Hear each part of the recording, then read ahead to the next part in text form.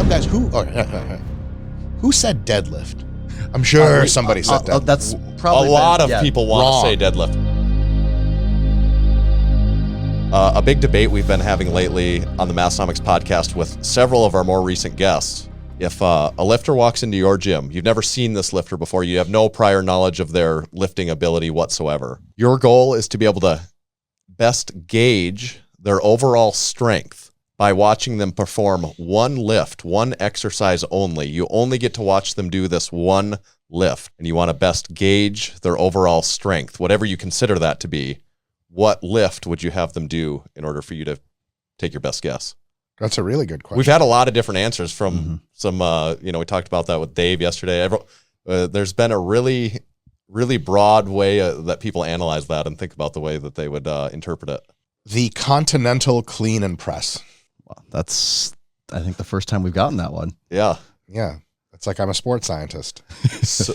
So your reasoning. Do you know what that is? So a continental clean is where there's a extra step of the process where it's you rack it on the belly. Right, you rack it on the belly. Right. Now, all I need to say to justify my opinion is that the person who I believe still owns the record for that lift with the axle at the Arnold is Zydrunas Savickas. I think he got like 9 reps with 366 pounds or something insane in the continental clean and press. And because Zydrunas Savickas is the definition of several things, a grown man, Superman, and strength, period, I am interested in a debate about it with no one because it's just truth. And so if you say, how do you assess general strength? What you're actually asking by the transitive property is, how do you assess someone's proximity to Zydrunas Savickas in ability? And thus, we leverage it according to his essentially best lift ever. And it's his best lift ever because he has beaten everyone at everything in strongman at one time or another.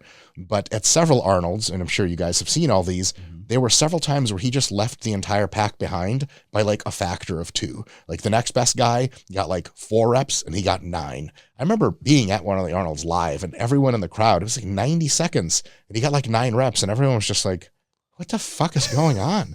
And a lot of guys like had to do the mixed grip, load, switch. Some guys were too athletic to have guts, which is nonsense. And he just did it like in such a smooth. I remember one time, I think for a few of the reps, the first few reps, he loaded it onto his gut. And then the next push, he just muscle snatched it. And you're just like, but that is a Coke can sized barbell with 300 and some odd pounds on it, 366 or whatever. It's just pure nonsense. Right. That, motherfucker, if you can do that shit, you're strong. And if you're like, yeah, but I'm not flexible, I don't give a fuck. Get out of my face. Like, I'm not flexible enough to do that lift anymore because of bodybuilding. I'm not that strong. Not in the real world. That's sure as shit. Like, it's just, that's it. That's the lift. And from an actual answer sports science perspective, that lift will involve a huge fraction of your muscle mass. And the continental part, I'm just cutting a little slack on because some people it's a less technical version. Right. You're testing less speed, less technique, because some weightlifters will be able to clean and press more than everyone, but they're not actually like as strong as you would expect. Someone that can clean and strict press a lot, you know they're benching a fuckload. You know they're bent rowing a fuckload. There's just no way to get around that lift with leverage, because if you have short arms, the press is easy, but the pull is hard. If you have long arms, the pull is easy, but the press is hard as fuck. So there's just no way out of it. Because like some guys who said deadlift?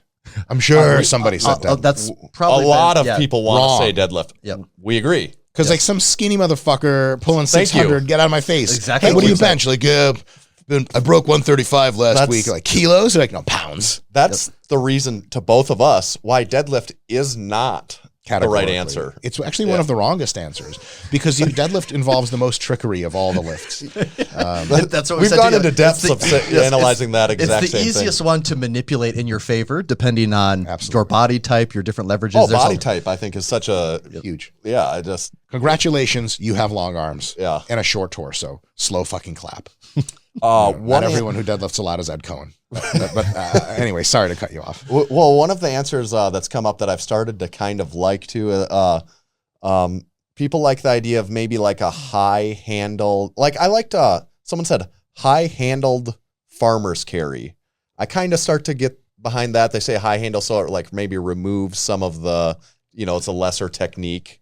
Like we talked about there, there's like judging maybe some grip strength, but I don't know, grip strength is a weird thing too. But then people say high handle trap bar deadlift. That's one that's come up a decent bit too. So I'll say like that is a good answer. Yeah. My retort to that is the limiting factor is so much grip strength that it's like, okay, you have like some arm wrestler could probably do super well at it. You're and right. It's like not that strong and all the, because like your legs exist and that lift barely tests your legs at all.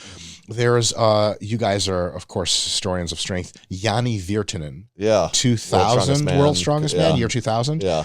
Of course, he's the world's strongest man. No one can ever take that away.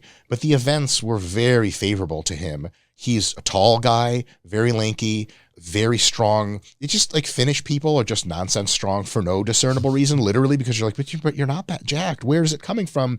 But if you put him on a flat press, if you put him in a deep squat, he's actually not that strong. Right. And he was just insanely athletic, insanely coordinated, and could deadlift. And he had these super long arms. He could do stone loading. He could do the carry.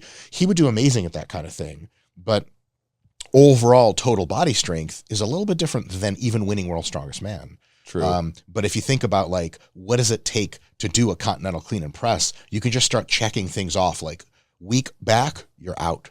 Weak legs, you're out. Weak pushing ability, you're out. That's the 3 parts of your body generally already. And grip, especially if you do it with an axle, holy fuck. There's just no way to get around that. Right. So that's my best answer, I think. Well, regardless if it's the right answer or not, which you might have the right answer. You have given the most detailed explanation. For also, how you got there. It's like I really went to liked school for it. I liked your analysis of the deadlift, which Yes. agreed with ours, so I particularly liked Yeah, it. Yes, I mean, yes. Anyone who agrees with us, we tend to like. We will now air this episode. Someone's like strict curl, you're like, cut the fucking camera. That's not right.